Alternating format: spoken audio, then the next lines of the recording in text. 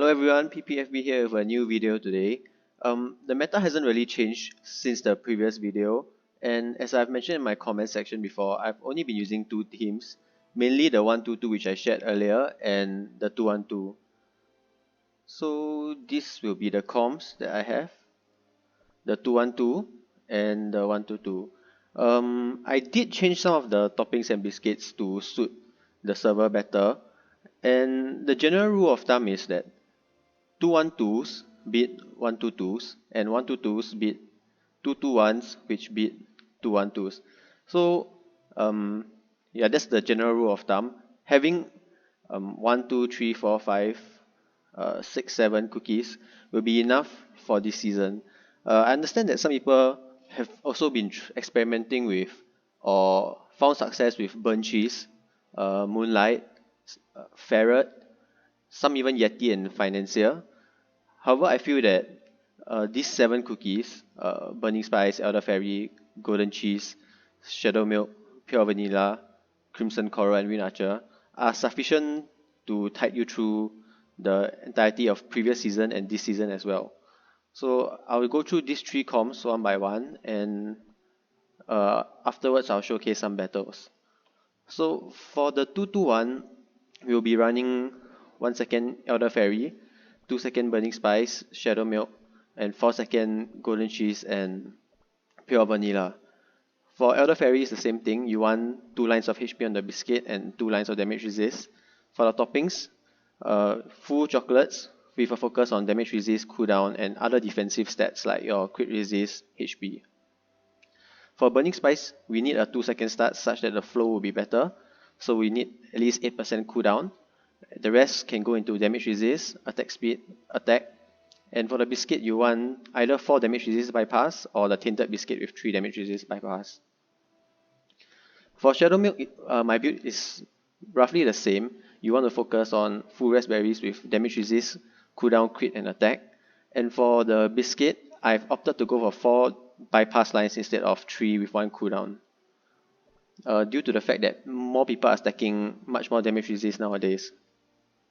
For Golden Cheese, the toppings are changed quite a bit from my previous video. The biscuit remains the same, either 4 damage resist bypass or tainted with 3. And for the toppings, the special thing is that you want to have no damage resist at all. So you just focus on attack, crit, and cooldown. And lastly, for Pure Vanilla, I realized that with my Pure Vanilla having max ascensions, the peanuts I put on her or him weren't really necessary as he was surviving most of the time. So I opted to change to raspberries instead for bigger amounts of healing. For the biscuit, it will be the same for damage resist, and you want to aim for 50% damage resist and 15% cooldown. Slightly less than that will be fine.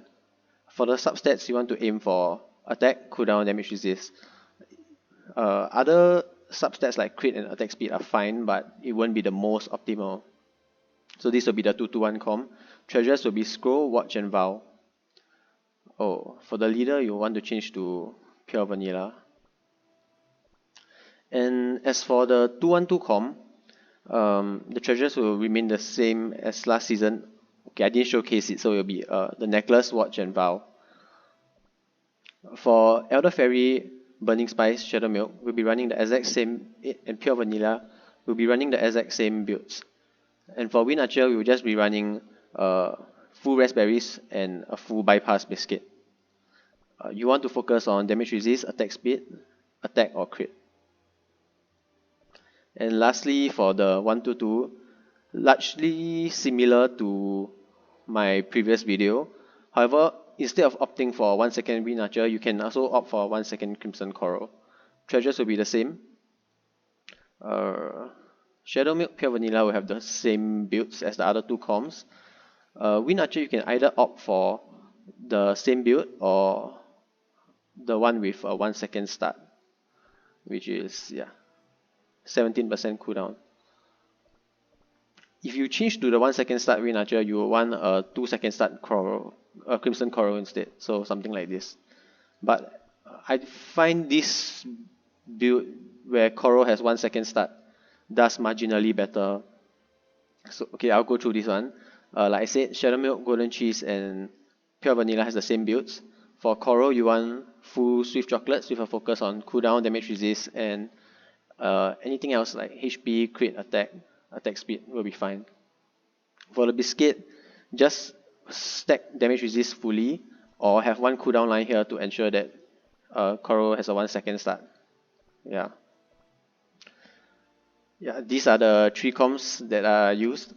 And actually, if you have fully ascended and fully ascended cookies and done all your labs, statues, everything, having two comms will be sufficient to climb.